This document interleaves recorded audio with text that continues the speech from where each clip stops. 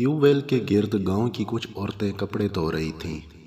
ایک عورت نے دوسری سے پوچھا، آج کیا کھایا؟ اس نے جواب دیا، کوئی 1 مہینہ پہلے کھیر کی دیگ اتاری تھی، اس دن سے روزانہ کھیر ہی کھا رہی ہوں۔ ایک عورت کے کان میں یہ بات پڑی تو اس نے سوچا میں بھی ایسا ہی کرتی ہوں۔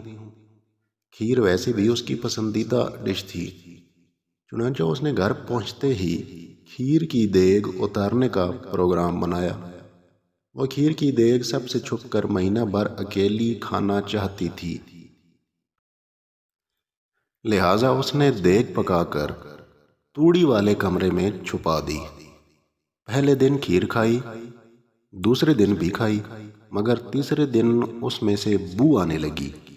مجبوراً بھری دیگ ضائع کرنی پڑی۔ اگلے دن پھر سے وہ ٹیوب ویل پہنچی تو کپڑے دھوتے ہوئے کسی عورت نے اسی عورت سے پوچھ لیا کہ آج کیا کھایا؟ تو اس نے وہی جواب دیا، 1 ماہ سے روزانہ کھیر کھا رہی ہوں۔ وہ اس کے پاس گئی اور حیرانی سے کہنے لگی، بہن، میں نے تو 2 دن کھائی، تیسرے دن اتنی شدید بو آنے لگی کہ مجبوراً ضائع کرنی پڑی۔ تمہاری ہمت ہے جو 1 ماہ سے کھائے جا رہی ہو۔ وہ عورت اس کی بات سن کر ہنس پڑی اور کہنے لگی، میں نے 1 ماہ پہلے کھیر کی دیگ اتروا کر محلے کے ہر گھر میں بانٹ دی تھی۔ اس کے بعد سے روزانہ جس کسی گھر میں کھیر پکتی ہے وہ میرے گھر بھی بھجوا دیتا ہے۔ اس طرح ہر روز کھیر کھاتی ہوں۔ دوسروں کے خوشی غم میں شریک ہوں۔ راہ چلتے لوگوں کو سلام کریں۔ عزیز و اقارب کے لیے خاص وقت نکالیں۔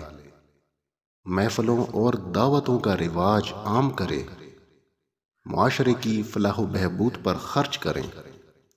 اگر آپ ایسا کرتے ہیں تو یقین کریں آپ کے غم و الم پر گرد و اطراف ہر کوئی فکر مند دکھائی دے گا۔ راہ چلتے ہوئے پلٹ کر نہ جانے کتنے سلام آنے لگیں گے۔ خوشی غمی میں خود کو تنہا نہیں پائیں گے۔ مشکل مواقع پر عزیز و اقارب اپنی جمع پونجی میں سے بالکل اسی طرح خرچ کریں گے جیسا کہ آپ نے کیا ہوگا۔